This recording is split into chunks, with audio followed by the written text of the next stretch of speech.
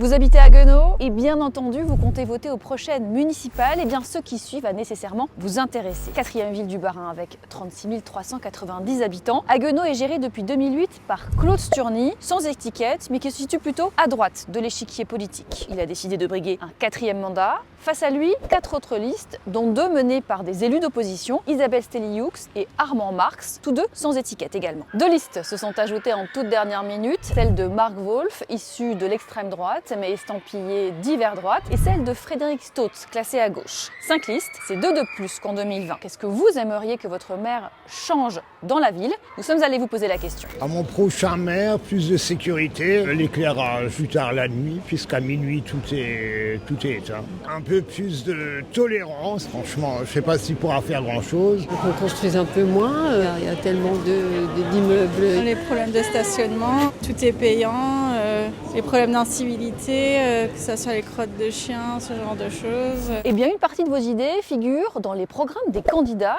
à commencer par le verdissement de la ville. Isabelle Stélioux propose par exemple d'aménager des parcs urbains et des îlots de fraîcheur. Frédéric Stotz, lui, propose d'aménager des potagers dans les écoles, des ceintures agricoles et des trames vertes autour de la ville.